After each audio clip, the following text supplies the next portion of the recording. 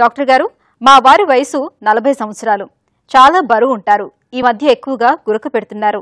నిద్రలో శ్వాస ఆపేస్తున్నారు. తట్టి లేపాల్సి వస్తుంది. నాకు చాలా భయంగా ఉంది. మీ సలహా ఏంటో తెలియజేయండి అని అడుగుతున్నారు. ఈ ప్రశ్నకు పల్మనాలజిస్ట్ డాక్టర్ రమణ ప్రసాద్ గారు సమాధానం అందిస్తారు. ఈ మధ్య కాలంలో చాలా మంది స్పౌసెస్ అంటే భార్య కావచ్చు, భర్త కావచ్చు, ఈ సిమ్టమ్స్ తో వాళ్ళ లైఫ్ పార్ట్నర్ తీసుకొని క్లినిక్స్ రావడం జరుగుతూ ఉంటుంది.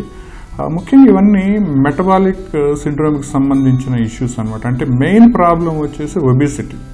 సో మన ఆహారపు అలవాట్లు మారడం కావచ్చు, లేదంటే మన లైఫ్ స్టైల్లో మార్పులు రావడం కావచ్చు, లేదంటే వ్యాయామం తగ్గిపోవచ్చు కావచ్చు. ఏవైనా కారణాల వల్ల ఒబిసిటీ ఉన్న వారిలో గురక రావడం, ఆ గురకలో నిద్రపోతూ పోతూ సడన్గా శ్వాస ఆగిపోయేలా ఉలిక్కిపడి లేయడం, లేదా శ్వాస ఆగిపోయినట్టుంటే పక్కన స్పౌస్ భార్య కావచ్చు, భర్త కావచ్చు, వాళ్ళని తట్టి లేపడం. అంటే వాళ్ళకి ఎంత భయం వేస్తుందంటే ప్రాణం ఉందా లేదా అని డౌట్ వచ్చి తట్టి లేపుతారనమాట.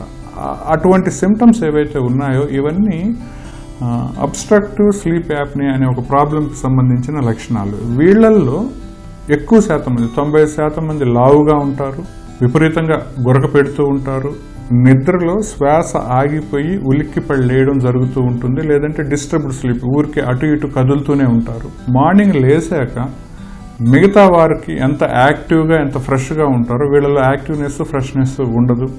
అలానే గమ్మున కూర్చొని ఉంటే ఏం పని లేకుండా బ్రేక్ఫాస్ట్ చేసి అలా కూర్చొని ఉన్నప్పుడు తెలియకుండానే నిద్రపోవడం, టీవీ చూస్తూ నిద్రపోవడం.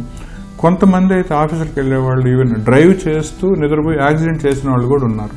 సో ఇవన్నీ స్లీప్ యాప్నియా సంబంధించిన లక్షణాలు. ఇటువంటి ప్రాబ్లమ్స్ ఉన్నవారు థైరాయిడ్ లాంటి ప్రాబ్లం ఏమన్నా ఉందో చూసుకోవాలి. అలానే స్లీప్ స్టడీ ఏదైతే పాలిసోమ్నోగ్రఫీ అనే గురకకు సంబంధించిన పరీక్ష ఏదైతే ఉంటుందో ఆ పరీక్ష చేయించుకున్నప్పుడు వాళ్ళ ప్రాబ్లం ఎంత సివియర్గా ఉంది, ఎంత మైల్డ్గా ఉంది, ఎంత మోడరేట్గా ఉంది అని మనకు ఆ టెస్ట్ వల్ల తెలుస్తుంది అనమాట. ఆ టెస్ట్ చేయించుకున్న వారిలో depending upon there severity, mild ఉంటే వెయిట్ తగ్గమని చెప్పడం, మోడరేట్గా ఉంటే వేరే రకమైన ఇబ్బందులు ఏమన్నా ఉన్నాయి, ముక్కులో ఏమన్నా కండలు పెరిగాయా, గొంతులో ఏమన్నా టాన్సిల్స్ వల్ల ఇబ్బంది ఉందా, నాలుక పెద్దదిగా ఉందా, లేదంటే మన కొండ నాలుక అంటాం కదా అదేమన్నా లావుగా ఉంది, ఎందుకు ఈ రకమైన అబ్స్ట్రక్షన్ వచ్చి గురకొస్తూ ఉంది అని కారణాలు చూసుకుని ఏదైనా ఛాన్స్ ఉంటే ఆపరేషన్ చేసి అడ్డంకులను తొలగించుకోవడం.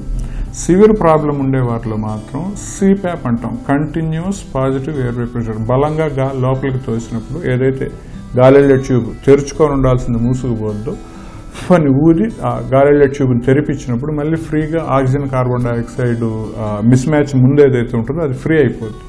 ఎప్పుడైతే ఇది ఫ్రీ అయిపోద్దో స్లీప్ యాప్నియాకి సంబంధించిన లక్షణాలు తగ్గుముఖం పడతాయి. మార్నింగ్ లేసినప్పుడు చాలా ఫ్రెష్గా ఉంటారు. ఈ సిప్యాప్ మిషన్ వాడుకున్నప్పుడు ఆ గురక అనేది ఉండదు, ఆ మధ్యలో శ్వాస ఆగిపోవడం అనేది ఉండదు, ఫ్రీగా గాలి లోపలికి వెళ్ళి వస్తూ ఉంటుంది కాబట్టి ఆక్సిజన్, కార్బన్ డైఆక్సైడ్ నార్మల్గానే ఉంటాయి కాబట్టి మార్నింగ్ లేసాక ఫ్రెష్గా ఉంటారు. అలానే ఈ ప్రాబ్లం ఉండేవారిలో చాలా మందిలో హైపర్ టెన్షన్, డయాబెటీస్ ఉంటాయి. ఉండటమే కాకుండా కంట్రోల్లో ఉండవు.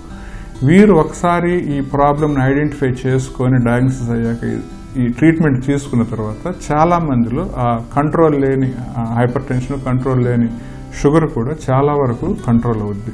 సో మోస్ట్లీ మీ వారికి ఇటువంటి ప్రాబ్లం ఉండొచ్చు. సో దగ్గరున్న స్లీప్ స్పెషలిస్ట్ని కలిసి ఆ నిద్రకు సంబంధించిన ఏదైతే స్లీప్ స్టడీ పాలిసోమ్నోగ్రఫీ ఉంటుందో అది చేయించుకుంటే మోస్ట్లీ ప్రాబ్లం సాల్వ్ అవ్వచ్చు.